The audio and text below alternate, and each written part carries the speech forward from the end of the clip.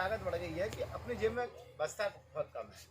तो ये कैसे खेती लाभकारी हो, इसके लिए आप श्रीमान राकेश पांडे जी काम कर रहे हैं हमारे। बहुत सही सर जी। और इस खेती से सर जी सबके शरीर और सबका विकास भी बढ़ेगा। जी जी। क्योंकि जो केमिकल की खेती खा रहे हैं सब हर प्रकार का मर्ज, हर प्रकार का रोग से सब पीड़ित हैं। और इस खेती का अनाज खाएंगे सर, हर आदमी स्वस्थ रहेगा। इसलिए सर जी का बहुत धन्यवाद। इसलिए तो कोरोना बढ़ गया। श्रीमान राम सेवक वर्मा जी, आप बहराइच के रहने वाले हैं, ऐसी ही खेती, खुद किसान हैं, ऐसी ही खेती करते हैं जो मानव के लिए और धरती के लिए, प्रकृति के लिए, सबके लिए लाभकारी है। किसी का कोई नुकसान नहीं है, सबका भला ही भला है। जी जी। ऐसे आप बहराइच में खेती करते हैं, तो हम लोग जरा इसी क्षेत्र में आके आप सबके साथ मिलके चाहते हैं कि जो आनंद हम लोगों को आ रहा है, जो हम लोगों को मजा आ रहा है खेती करने में, वो आप लोगों को भी आए। तो अपने आनंद को बांटने के लिए हम लोग आए हैं, जिससे और ज्यादा हमको आनंद मिलेगा जब आप लोग भी करेंगे। सर जिस दिन आपका ये मिशन कंप्लीट हो जाएगा ना, उस दिन पूरा आनंद ही आनंद रहेगा। जी जी जी बिल्कुल। क्योंकि हर आदमी इस अनाज से मेरा नाम है श्याम बिहारी गुप्त और मैं झांसी बुंदेलखंड का रहने वाला हूँ, जहाँ की रानी लक्ष्मीबाई हैं। और सबके साथ में फुलझार जी के साथ में, फुलझार जी ने हम लोगों को बुलाया है और हमारे लिए बहुत सौभाग्य की बात है कि फुलझार जी जैसे बिल्कुल अंदर हृदय से काम करने वाले हम नहीं सर, वो तो एकदम फुलझार जी के लिए हम लोग जोरदार ताली बजाएंगे। सर वो तो एकदम काम के लिए एकदम एग्री रहते हैं। मेरे पास भी और सबको जगाते हैं। हाँ 3 एकड़ खेती है और मैं बुंदेलखंड में जहाँ का रहने वाला हूँ, वहाँ समस्या पानी की बहुत ज़्यादा है। मतलब पानी बरसता बह के चला जाता है और कम पानी बरसता है। तो हम लोगों ने वर्षा के पानी को रोक के, हमने जो धरती का पानी वाटर लेवल है 14 फुट हमने वाटर लेवल ऊपर किया है। नाला बनाया, तालाब बनाया, तालाब में पानी रोका और गाय पालते हैं। और गौमूत्र गोबर के लिए गाय पालते हैं लोग, दूध के लिए गाय पालते हैं, हम लोग गौमूत्र और गोबर के लिए देसी गाय पालते हैं। और बताने आए हैं आप लोगों को कि दूध से भी ज़्यादा कीमती गौमूत्र और गोबर है। बैल का मूत्र और बूढ़ी गाय का मूत्र और ज़्यादा लाभकारी है। तो सुबह उठ के हम लोग गौमूत्र का सेवन भी करते हैं, उसका दवाई बनती है, अर्क बनता है, उसकी गोलियां भी बनती हैं गौमूत्र से। तो धीरे धीरे करके, और गौमूत्र खेत में भी जाएगा, आपके पेड़ों में जाएगा, पौधों में जाएगा, सबसे उससे जो अन्न फल सब्जियां पैदा होंगी, तो वो आदमी के बड़े बड़े रोगों का इलाज है गौमूत्र और गोबर। तो क्या है उसका इलाज, उसी बारे में हम आपसे थोड़ी देर के लिए चर्चा करेंगे। जी पहले राकेश पांडे जी से बात करेंगे। अपना सर वो बता दिया अनुभव जैसे बिजनेस का। राकेश जी के लिए एक बार जोरदार ताली श्रीवर बजाइए। देश और विदेश का अनुभव है, दुनिया के कई देशों में ये गए हैं और अब इन्होंने तय किया है कि अब हम अपने भारत के किसानों के लिए काम करेंगे, गाँव वालों के लिए काम करेंगे। अभी इसमें थोड़ा सा हम जो है कि आप लोगों से समय लेंगे इस संदर्भ में। देखिए एक मिशन है, जैसे अभी हम लोग चर्चा कर रहे हैं ना कि हमारी जो है कि वो खेती में मज़ा नहीं है। वास्तव में हमको भी लग रहा था जब आप लोगों के संपर्क में हमने आया, पिछले साल से जो प्राकृतिक खेती की बात हो रही है, सुभाष पालेकर जी, वास्तव में जो होती है ना, आज गुना करने वाली बात, आज गुना से 5 गुना हो रहा है, लेकिन हमको इस दिशा में काम करना है। तो इसमें अभी चर्चा होगी। आप जो है कम से कम 18 साल से विदेश में रहे भाई, इंजीनियरिंग रहे, जो है अच्छे पैकेज में रहे हैं, लेकिन उसको छोड़ के जो है, जैसे कहा जाता है ना, आज अगर संभावना बची है आगे बढ़ने के लिए, पैसा कमाने के लिए, तो हमारा कृषि है। इसको हम कैसे तराश सकते हैं, कैसे आगे बढ़ सकते हैं, पैसा भी कमाएंगे और हमारा जो जीवन शैली है, वास्तव में आज यही है ना कि हम लोग जो भी खा रहे हैं बस वही डायूरिया पोटास और रासायनिक दवा। आज उधर तो खाएं, उधर जो है डॉक्टर को जो है इसी का देना सर महाराज। हाँ, इसी का देना है महाराज। तो इसी चीज से देखिए, उसमें कई चीजें हम लोग को मंथन करना चाहिए कि जो हम लोग का अभी जो भैया हुआ है, जो हम लोग के पिताजी अभी 70 जा रहे हैं, अभी और भी रहे हैं जो कि 100 पार किए हैं। क्या हम लोग कभी सोच सकते हैं कि हम लोग कितना जिएंगे? नहीं। अभी हम लोग के घर सामने भी घटना हुई है, 2 घटना हुई है कि 50 में ही राम नाम सर। तो इसको हमको चिंतन करना है कि जो हमारी जनरेशन है, आने वाली पीढ़ी है, वो क्या होगी। यही दशा रहेगा तो आने वाले टाइम में जो हमारे बच्चे ही हैं, 40 से 50 में जाके जवान बुढ़ापा काम खत्म। जो 100 वर्ष जी रहा था, अब उसका आधा 50 में काम खत्म। ये किसका दिन है? इस पे मंथन करने वाली जरूरत है। देखिए हम लोग वहाँ भी पहुँचे नहीं है, लेकिन आप लोगों के माध्यम से चिंतन करिए कि वास्तव में क्यों हो रहा है। केवल जो हवस पैसा कमाने का और तरीका है, और सही दिशा में अगर हम लोग काम करेंगे तो हम अगुवाई कर रहे हैं पूरा सेवापुरी का, जैसा अभी आप लोगों की मंशा भी है, इसके लिए हम फ्री भी होंगे और पूरा मार्केट डेवलप हो रहा है। जैसे होता है प्राकृतिक खेती ना, मतलब अपने देश में ऐसे ऐसे धनाढ्य हैं कि पैसा अनकूत है, लेकिन उनको बढ़िया खाने के लिए चाहिए। वो झोला लेके ढूंढते हैं कि हमको बढ़िया चीज़ कहाँ मिलेगा। जिस दिन हमारा प्रोडक्ट हम तैयार करें, लेने वालों को कमी नहीं है, लेकिन आपका ये विश्वास होना चाहिए कि हम जो पैदा कर रहे हैं हमारा प्राकृतिक खेती है, हाँ, उसमें रासायनिक खाद नहीं पड़ा है। जैसे कि अभी हमारे बीच में आप वर्मा जी आए हैं, अभी हमारी टीम में बहुत अच्छे किसान हैं, वो दावा के साथ जिसे कहते हैं कि आइए हमारे प्लाट पे चलिए, आपको हम भाड़ा किराया सब पैसा देंगे, आइए देखिए क्या होता है। हम कोई चीज़ तभी जो है स्वीकारते हैं, हमको अच्छा तभी लगता है जब उस चीज़ को हम करते हुए देखते हैं। अभी हम किसी बढ़िया किसान के पास चले जाएं, उसकी व्यवस्था देखेंगे, तब हमको विश्वास हो नहीं वास्तव में एक किसान ऐसा कर रहा है। अभी हमको लगेगा कि नया चीज़ है, बवाल है, सब मजाक उड़ाते हैं कि क्या ड्रम में बन रहा है, कैसे क्या हो रहा है, हाँ, लेकिन इसको हम चिंतन करेंगे तो जो हमारा जनरेशन है, जो हमारी धरती माई है, कितना पैदा दी है, उनके जहाँ शक्ति रल दे दिली ना, मैसेज आप दे वाला ना है, तो उनके जब तक हम वापस न करब, ये प्राकृतिक चीज न डालब, हमारी धरती माई सही न हुई है, तब तक जो ना अच्छा चीज न मिली। जब अच्छा चीज न मिली तो हमने का जीवन भी उस टाइप का ना हुई, सब रोगी हुई, सब जवन हो कमल पायु मर जाई, हार्ट अटैक से, ब्रेन हेमरेज से, तरह के रोगी। ये बहुत अच्छी बात है। अच्छे पुरस्कार जो है प्रदेश स्तर पे, देश स्तर पे आप जो गुरुजी पाए हैं, हाँ, हम तो बड़ा धन्य है कि जो है कि आप लोगों के बीच में रह रहे हैं। बहुत अच्छी चीजें जो है कि मिल रही हैं, मतलब आध्यात्म टाइप से लेके जो पूरा प्रकृति से जुड़ा हुआ चीज है। वास्तव में एक बार हम लोग ये सोचते हैं ना, पैसा भी हम कमाएंगे, लेकिन थोड़ा सा सिस्टम से करेंगे तब। हम देखिए अभी हम मॉडल बनेंगे अपने पूरे यहाँ के, और चाहेंगे कि आप लोग सहयोग करेंगे तो पूरा अपना तेंदुई दयापुर पटेल बस्ती जो है, हाँ, पूरा बनारस से क्या पूरे इंडिया में इसका जो प्रोडक्ट जाएगा और जो है सबको अच्छा रेट मिलेगा। एक बार और ताली। हमारी तरफ से पूरी तारीफ रहेगी एकदम। लोगों ने कमर कस रखी है, हम लोग कमर कस के आए हैं और हमने हमने बात मान लिया है।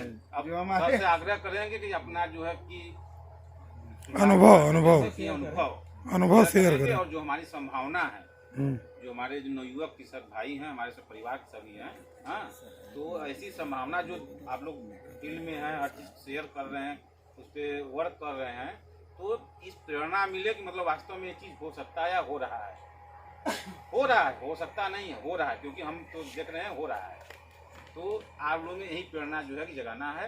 हम तो यहाँ पे अब तो बीड़ा उठा ही लिए हैं जो है, हाँ, पूरा सेवापुरी बदलेंगे, उसके बाद पूरा बना रहे। बीड़ा उठाने के लिए धन्यवाद। आइए सर। बारे में तो सर लोगों ने बता ही दिया। एक्चुअल में मैं एक एयरक्राफ्ट मेंटेनेंस इंजीनियर के अलावा मैं एक मनोवैज्ञानिक भी हूँ और साथ में समाज सेवी भी हूँ। तो मनोविज्ञान और एयरक्राफ्ट में कुछ तालमेल नहीं बैठता अगर जो लोग यहाँ पे होंगे, लेकिन मनोविज्ञान जो है वो हम लोगों को आगे बहुत ज़रूरत पड़ती है, क्योंकि जब इंसान और मशीन मिलता है तो उनका व्यवहार चेंज हो जाता है। तो जब आप ऐसे व्यवहार में, जैसे आप ट्रैक्टर की आवाज़ सुन रहे हैं, तो जब आप ट्रैक्टर पे काम करेंगे तो उसकी आवाज़ आपका व्यवहार चेंज कर देगा, आप चिड़चिड़े हो जाएंगे, गुस्सा आएगा, सुनाई नहीं देगा, ठीक है। तो ऐसे जहाज़ के ऊपर होता है। बावजूद मैं इंजीनियर रहने के कई सालों तक मैं वहाँ पे अपने गार्डन के अंदर, मेरा गार्डन था और बालकनी थी, तो मैं उधर पौधे उगाने की कोशिश करता था। अब आपको पता है मिडिल ईस्ट वगैरह में और कहीं ठंडे प्रदेश में जो देश विदेश घूमना है, तो 168 कंट्रीज़ के लोग मेरे साथ में थे, मैं उनके साथ में था, काम किया। तो अब जब हम वहाँ पे छोटे सी जगह पे ये कोशिश करते कि एक टमाटर उग जाए है, और धनिया हम लोग को जाली वाला आता है ना, उसमें एक छन्नी टाइप का रहता है ना प्लास्टिक का, जी। और इस चीज़ पतीले रख के हम धनिया उगाते थे। तो जब ये उतर तो बड़े खुश होते थे कि देखो मैंने ऑर्गेनिक या प्राकृतिक तरीके से अपने बिना केमिकल के पानी में उगा दिया। तो मैं इधर आया तो मैं देखा कि यहाँ पे भी वही प्रैक्टिस चल रही है, बैंगलोर में, बॉम्बे में, कर्नाटका में, हर कोई यही कर रहा है। वो कौन लोग हैं? वो नौकरी करने वाले लोग, है ना। वो क्यों उगा रहे हैं? उसका कारण ये है कि कम से कम वो एक वक्त का जो चटनी भी खाए ना तो ऑर्गेनिक होनी चाहिए, और वो भी अपने हाथ से शुद्ध होना चाहिए। तो यहाँ पे प्राकृतिक खेती क्यों करना चाहिए, क्या चीज़ है, ये टेक्निकल एक्सपर्ट्स है ये आपको सर बताएंगे और सर बताएंगे प्रैक्टिकल चीज़ें और थ्योरेटिकल चीज़ ये बताएंगे, क्योंकि ये सब्जेक्ट मैटर एक्सपर्ट है। मैं सिर्फ आप लोगों के लिए ये कहना चाहूँगा कि आप किसी और के लिए नहीं, सिर्फ अपने लिए उगाइए। पहले अपने लिए उगाइए, अपना परिवार स्वस्थ रखिए, खुद स्वस्थ रहिए। जब आपको लगता है कि ये मुझे फ़ायदा दे रहा है, तब आप दूसरों के लिए उगाइए।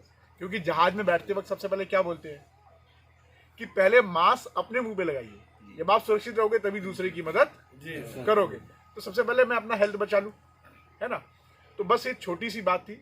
और किसी भी प्रकार की आपको सहायता चाहिए, कुछ भी चाहिए, हम नंबर डिस्कस कर लेंगे। आपके इस एरिया में आपके पास ऑलरेडी एक जुझारू आदमी है, आप लोग मिलकर एक ग्रुप बनाइए। बावजूद इसके कि आप एक गांव में रहते हो, आपके बीच में डिफरेंसेस बहुत होंगे, आटदार पट्टीदार ऐसे करके बहुत सारी चीज़ें गांव में बोलते हैं कि मैं उसको दरवाजे नहीं जाऊंगा, मैं उसके, ये डिफरेंसेस खत्म कर दो।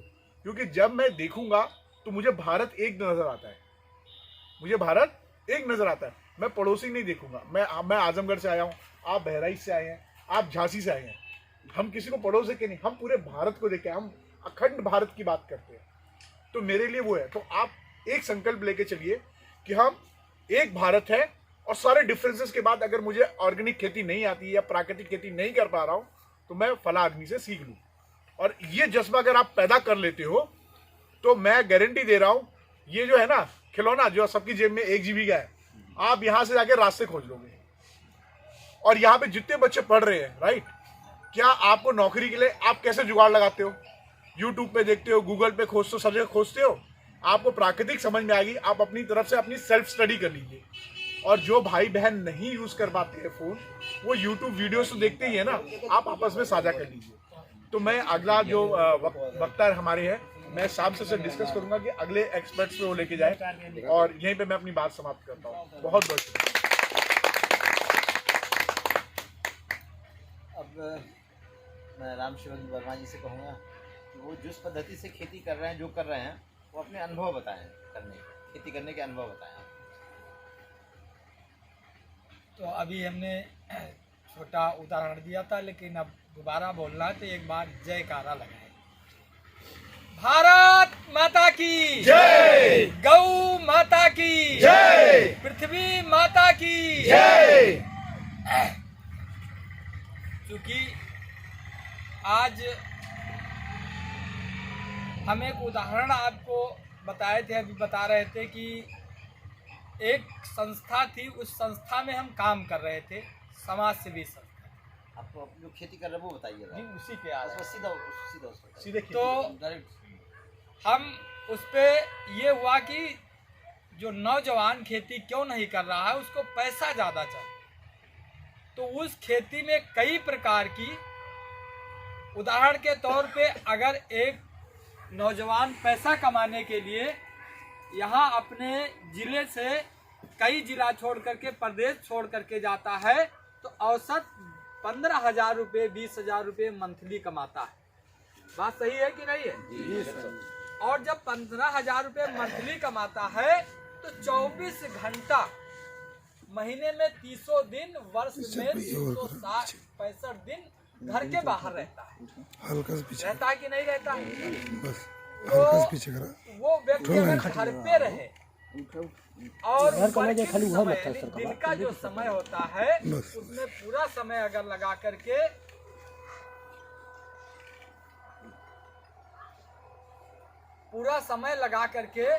अगर खेती सिस्टम से किया जाए, एक गाय पाला जाए, एक खेत में हमारे जितने प्रकार की खेत से उत्पादित सब्जी वस्तु और क्या कहते हैं सलाद वगैरह जितने भी चीज़ खेत में पैदा होते हैं, हम कोशिश करें हमें जलवायु के अनुसार हमारे यहाँ जितने चीज़ पैदा होंगे हम सब बोएंगे।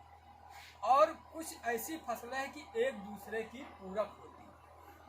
मतलब नाइट्रोजन कोई ज़्यादा खाता है तो कोई नाइट्रोजन बाहर करता है। इसका भी प्रशिक्षण में सिस्टम है, हम सब बताएंगे, ज़्यादा बोलने का समय नहीं।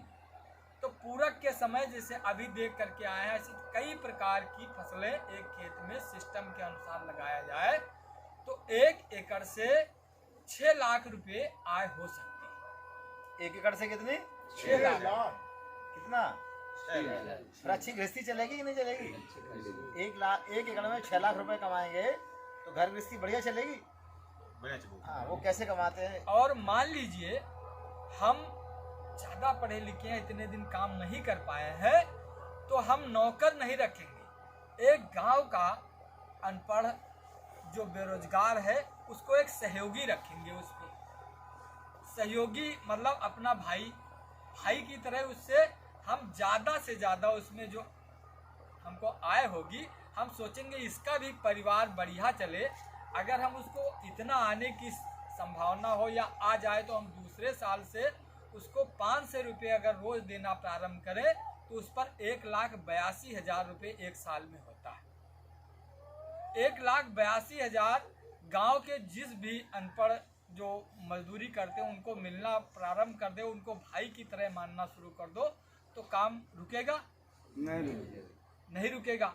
अब आप पढ़े लिखे टैलेंट है तो आप लिखा पढ़ी करते हैं, योजना बनाते, क्या बोया जाएगा, क्या कहाँ से लाया जाएगा, व्यवस्था किया जाएगा, ये केवल देखते हैं। तो अर्थात आप 3 सहयोगी रख करके 3 एकड़ पे काम कर सकते हैं। कर सकते हैं कि नहीं कर सकते? क्योंकि आपको योजना बनाना है, शाम को साथे बैठना है, दिन में काम होना है, क्या आपको व्यवस्था करना है, ये सब तो धीरे धीरे करके 3 एकड़ 4 एकड़ पर काम कर सकते हैं। और 4 सहयोगी लगेंगे तो आपको 3 लाख रुपए अगर 1 एकड़ पे मिलता है तो 4 सहयोगी होंगे, 4 एकड़ पे काम होगा तो कितने लाख हो जाएगा? 4 तिहाई 12।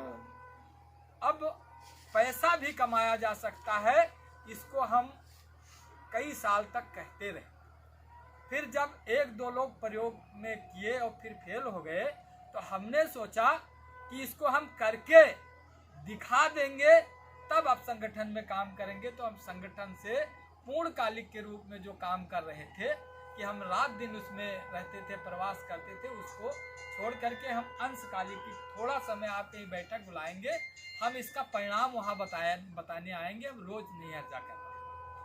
तो 1 साल पहले उसमें लग गए हैं।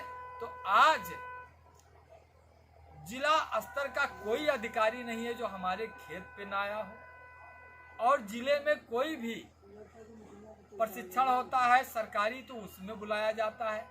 हम अगर समय है तो जाते हैं, अन्यथा कह देते हैं भाई साहब हम नहीं आ पाएंगे।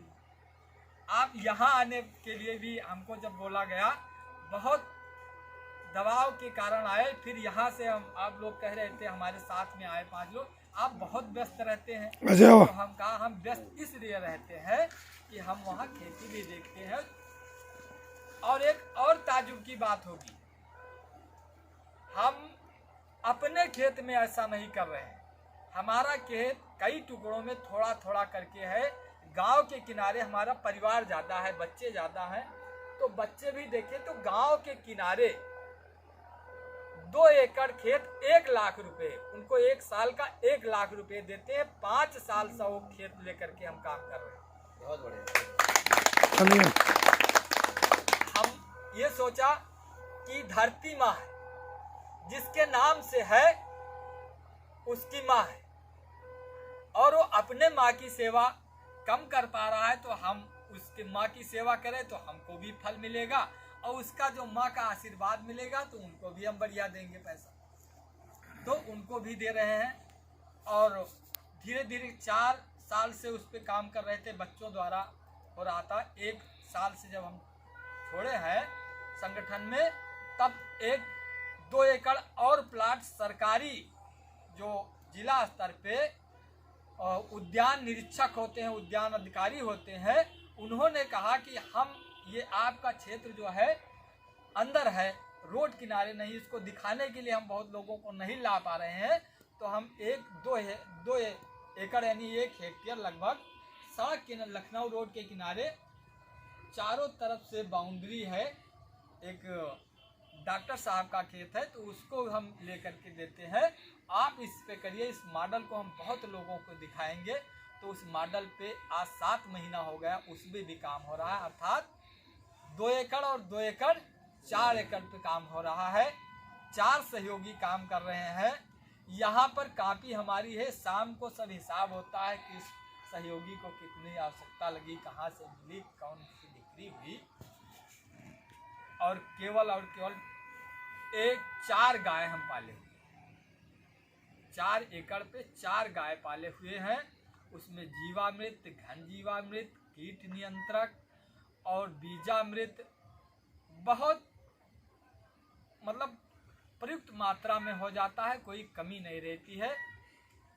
हम आज की तारीख में इतना बोलेंगे और भाई साहब हमारा नंबर नोट कर लेंगे, क्योंकि आप बहुत व्यस्त रहते हैं, कहीं आपका भी नंबर रहेगा, लेकिन ज़रूरत अगर लगे तो 8 बजे से 9 बजे तक शाम हम सारी विधिवत बताएंगे कि कौन से कैसे किया जाए।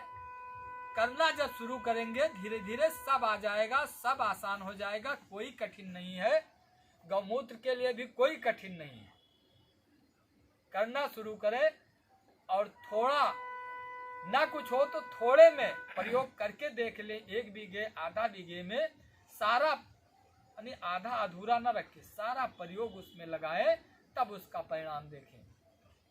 जय हिंद, जय भारत। कई लोगों को नंबरवा अपन दे दिए जो हो, नंबरवा दे दिए तो हमने नंबर अभी शेयर कर लेंगे। आप आपसे ले लियो। उधर दे दें तो हमने हम कहेंगे गर्व से कहो, आप कहेंगे हम किसान हैं। गर्व से कहो हम किसान हैं। गर्व से कहो हम किसान हैं।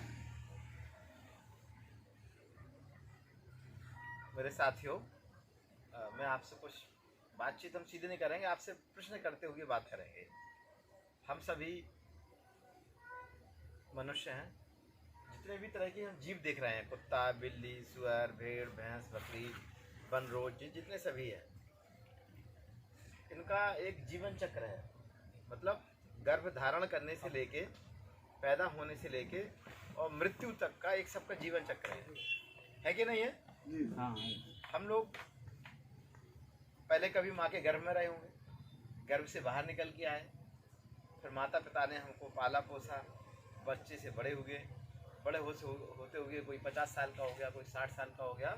थोड़े दिन बाद क्या होगा कि हमारा शरीर और वृद्ध होके और हम दुनिया से चले जाएंगे। ये सही है कि नहीं है? तो हम सब का एक जीवन चक्र है, इसको लाइफ साइकिल कहेंगे, एक सबका जीवन चक्र है। और हम सभी अभी जिंदा बैठे हैं। इसी तरह से जो पौधे हैं जिसके पेड़ के नीचे हम बैठे हुए हैं, तो जैसे हम जिंदा हैं ऐसे पेड़ भी जिंदा है। मैं सही कह रहा हूँ, गलत कह रहा हूँ? सही। बहुत साल पहले इसके जमीन में एक नीम आम की जो है गोई डाली होगी। गोई माना कुसली के बाद क्या कहते हैं उसको? एक गुठली डाली होगी। इसके जड़ में क्या है? एक गुठली। क्या है? उस गुठली को डाला धरती से, उसको पानी भी मिला, नमी मिली और सूर्य की किरणें और सब मिलते हुए वो एक पौधा के रूप में तैयार हुआ। और छोटा सा पौधा रहा होगा, बढ़ते बढ़ते बढ़ते बढ़ते कितना बड़ा विशाल वृक्ष हो गया। और एक समय आएगा कि ये वृक्ष क्या हो जाएगा? धराशायी हो जाएगा। और ये सब कहाँ मिल जाएगा? इसी धरती में, इस प्रकृति में मिल जाएगा। तो इस प्रकृति में 5 तत्व हैं। कितने तत्व हैं? कौन कौन से तत्व हैं? बोलो अजय तू बोला। जल है, वायु है, हाँ, पानी है, अग्नि है और आकाश। ठीक है। हवा। आप क्षिति जल पावक गगन समीर। बोलिए क्षिति, क्षिति जल पावक गगन समीर। ये 5 तत्व से बना हुआ, जिसको भगवान कहते हैं। क्या कहते हैं? भगवान। हम आपसे पूछेंगे कि आपने भगवान को देखा है? नहीं। बताइए किसने देखा भगवान को? हमने देखा। आप लोगों ने देखा है? नहीं। आप लोग भगवान को मानते हैं? जी मानते हैं। मानते हैं? जी देखा नहीं। देखा नहीं है, लेकिन आप मानते हैं। जी ठीक है। तो भगवान माने क्या है, इसको हम समझ लें। भा माने भूमि, ग माने गगन, वा माने वायु, वायु माने पेड़ पौधे। वायु कहाँ से मिलती है? और उसमें आ का डंडा है। आ माने अग्नि, अग्नि माने सूर्य, और ना माने नीर, ना माने नीर। क्षिति जल पावक गगन समीर। भा माने भूमि, गा माने गगन। भगवान में 5 अक्षर हैं। कितने? 4 के 5? 5 है। पहला अक्षर क्या है? दूसरा, तीसरा, चौथा और 5वां 5 अक्षर। तो ये पंच तत्व से सभी बने हैं। सर्प भी बना है, नेवला भी बना है, चींटी भी बनी है, मधुमक्खी भी बनी है, तितली भी बनी है। सारे तरह के जितने भी जीव है वो कितने तत्वों से मिलकर बना है? 5 तत्वों से बना हुआ। यदि हमने इस प्रकृति को समझ लिया तो हम हमेशा प्रसन्न रहेंगे। हम प्रकृति को समझ जाएं और प्रकृति की व्यवस्था को समझ जाएं। हमें क्या समझना है? प्रकृति की व्यवस्था। प्रकृति की व्यवस्था। हाँ, प्रकृति समझना है और प्रकृति की व्यवस्था। तो खेती भी पूरी तरह से परमात्मा के द्वारा दी हुई एक व्यवस्था है। आपने आलू लगाया, आपने मिर्च लगाई, मिर्च का एक छोटा सा बीज कहाँ डाला आपने? जमीन में डाला, नहीं डाला? थोड़ी देर बाद क्या होता है? मिर्च निकलती है, एक पौधा खड़ा हो जाता है। उस पौधे में एक छोटे से दाने से कितनी मिर्चें निकलती हैं? कितनी मिर्चें? आप सोचो कि एक दाने में, मतलब एक मिर्च में कितने दाने होंगे, और उस एक दाने से, एक बीज से कितने मिर्च पैदा हुई। तो ये किसकी व्यवस्था है? हमारी आपकी कोई हैसियत है कि मिर्च का एक दाना बना सके? हम एक बैगन का एक बीज बना सकते हैं क्या? नहीं। एक लौकी का बीज बना सकते हैं? गेहूं, कोई फैक्ट्री है कि जिसमें गेहूं का एक दाना बना सके? बना सकते क्या? नहीं बना सकते। तो ये सब व्यवस्था किसकी है? ये प्रकृति की व्यवस्था है। हम भी थोड़े समय पहले पैदा हुए और थोड़े समय बाद दुनिया से चले जाएंगे। हमको जो मिला है हमें उससे अच्छा दे के जाना है।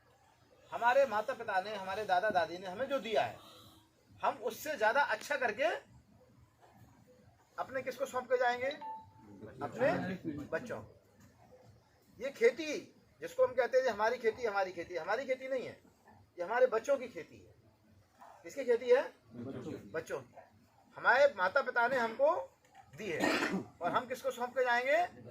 अपने बच्चों को। खेती हमारी नहीं है, खेती हमारी नहीं। खेती दी किसने? माता पिता ने। और दी किसके लिए है? बच्चों के लिए। तो जो जैसी माता पिता ने हमको दी है उससे ज्यादा अच्छी हम किसको देके जाएंगे? अपने बच्चों। ये सही है गलत है? तो आप बताइए कि जो धरती है, जैसे हमारा आपका भोजन, आप आए, आपने पानी रख दिया, आपने गुड़ रख दिया, दाल चावल रोटी सब्जी लाई चना, ये सब हम लोग सब भोजन करते हैं, खाते पीते हैं, ये हमारा एक भोजन है कि नहीं? तो इसी तरह से धरती का भोजन क्या है? तो धरती ने जो कुछ दिया है वो 3 तरह की चीजें देती है। कितनी तरह की? एक होता है जड़। क्या होता है? जड़, मिट्टी के नीचे की रहती है। एक होता है तना। वैसे तो 5 चीजें होती हैं, ठीक है। और एक होती है उसका निकलने वाला फल, ठीक है। तो फल हम लोग खा लेते हैं, कुछ चीज के फल खाते हैं, किसी के जड़ खाते हैं, किसी का, जैसे हल्दी है, हल्दी का क्या खाते हैं हम? जड़ खाते हैं। मूली का क्या खाते हैं? जड़ खाते हैं। गाजर का क्या खाते हैं? जड़ खाते हैं। शकरकंद का क्या खाते हैं? जड़ खाते हैं। तो ऐसी चीजें हैं जो कंद वर्गीय है। एक जो है वर्ग ऐसा है जिसको हम शाक भाजी कहते हैं। पालक है, मेथी है, पुदीना है, धनिया है, ठीक है, वो शाक भाजी है। एक तीसरा हमारी श्रेणी है खेती की, फल वर्गीय। क्या है? फल वर्गीय। जैसे अभी हम देखिए शिमला मिर्च लगी है, टमाटर लगा है, गेहूं है, धान है, अरहर है, ज्वार है, बाजरा है, मक्का है, ये सब फल वर्गीय हैं। फल मतलब आपने मक्के का एक दाना डाला, उसमें से 2 भुट्टे निकल के आए, और 2 भुट्टे में एक भुट्टे में कम से कम 100 दाने होते हैं। 2 भुट्टे में 200 दाने हमको मिल गए। कितने दिन में? 120 दिन में। एक दाने के 120 दिन में कितने दाने मिल गए? 200 दाने मिल गए। तो ये सब प्रकृति की हमारी एक ऐसी व्यवस्था है कि हमें धरती में क्या देना, जिससे हमें जैसी धरती मिली उससे ज्यादा अच्छी धरती हम किसको देके जाएं? बच्चों को देके जाएं। तो जैसे हमारे शरीर के अंदर मांस है, क्या है? हड्डियां हैं, है कि नहीं? इसके अंदर हड्डियों के बीच में एक रस बहता है जिसको बोन मैरो कहते हैं, ठीक है, वो है। तो इस तरह की जो चीजें हैं, इसी तरह से धरती में भी, धरती में एक जीवन द्रव्य होता है। क्या होता है? जीवन द्रव्य। उसको कहते हैं ह्यूमस। क्या कहते हैं? जैसे मनुष्य के अंदर बोन मैरो होता है, हड्डियों, अस्थि मज्जा, क्या कहते हैं? अस्थि मज्जा। ऐसे धरती में एक जीवन द्रव्य होता है। मिट्टी में कार्बन की मात्रा होती है। जो भी पेड़ पौधे हैं ये सब जो है, आप जैसे आप 10 किलो आप पत्ते ले लो, काय के पत्ते ले लो, आम के। आज कल आप 10 किलो पत्ते लीजिए, कितने लीजिए, तोड़ लीजिए, तराजू से तौल लीजिए, ठीक है। तौलने के बाद उनको सुखा दीजिए, क्या कर दीजिए, सुखा दीजिए, या आप धरती में इसको गाड़ दीजिए, ठीक है। उसके ऊपर मिट्टी डाल दीजिए, थोड़े देर बाद वो 10 किलो के जो पत्ते हैं, आपको ज़्यादा से ज़्यादा 50-100 ग्राम पत्ते मिलेंगे। ये बन गया कार्बन। या आम के पत्तों को ले लो, सुखा लो, उसको आग जला दो, क्या करो, तो 10 किलो हरे पत्तों को सुखाएंगे तो कितना बचेगा, मुश्किल से 2 किलो बचेंगे, 2.5 किलो बचेंगे। हम गोबर को सुखाते हैं, 1 किलो गोबर को सुखाते हैं तो 400 ग्राम 350 ग्राम गोबर बचता है, 400 ग्राम गोबर से ज़्यादा नहीं बचता है। अब उस गोबर को जला दो तो क्या बन जाएगा, कोयला बन जाएगा, वो कार्बन है। तो आपने 10 किलो पत्ते तोड़े, उसको सुखाया, मान लो 2.5 किलो 3 किलो पत्ते